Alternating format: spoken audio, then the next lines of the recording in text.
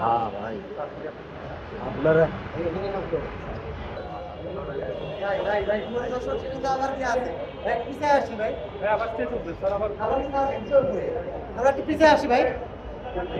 জায়গা নেই ভাই তো বাহিনী দিয়ে তো সবসময় কন্ট্রোল করা যায় না।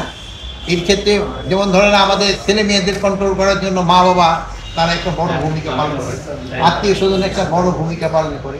এই জন্য এই ক্ষেত্রে আপনাদেরও একটা বড় ভূমিকা পালন করতে হবে। যানবাহনের অনেক সমস্যা আছে, এইগুলি তাদের কাছে খুব দাম এবং তারা অনেক জায়গায় অনেক ভালো কাজও করে যাচ্ছে। এবং আমাদের দেশে যে টুরিস্টটা যদি খুব ভালো অ্যাক্টিভ হয় তবে বিদেশি টুরিস্টও কিন্তু আমাদের দেশে আসবে। আমাদের দেশে কিন্তু অর্থনীতিতে বড় ধরনের অবদান রাখে। এই জন্য এই টুরিস্টটাকে আরো কিভাবে তাদের সংখ্যা বাড়ানো যায়, তাদের যানবাহন বাড়ানো যায়, তাদের থাকার ব্যবস্থা করা যায়। এখানে দেখবেন যে টুরিস্ট পুলিশ একটা ভাড়া বিল্ডিং এ থাকে, তাদের নিজস্ব একটা বিল্ডিং হওয়া দরকার।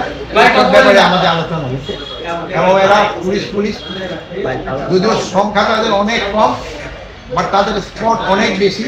এই জন্য অনেক জায়গায় তাদের জনসংখ্যাও খুব কম, জনসংখ্যা প্রতি বাহিনীর সংখ্যা খুব কম।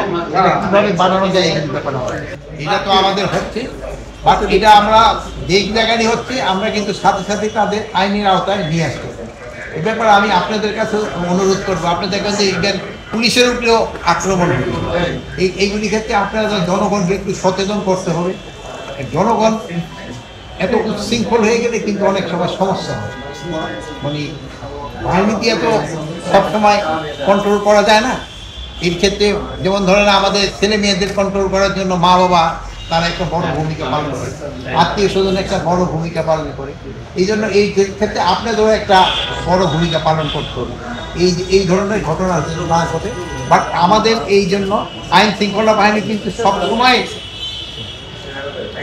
ভিজিল্যান্ট আছে, তৎপর আছে এবং যে জায়গায় হচ্ছে তাদের কিন্তু আমরা আইনের আওতায় নিয়ে আসতেছি।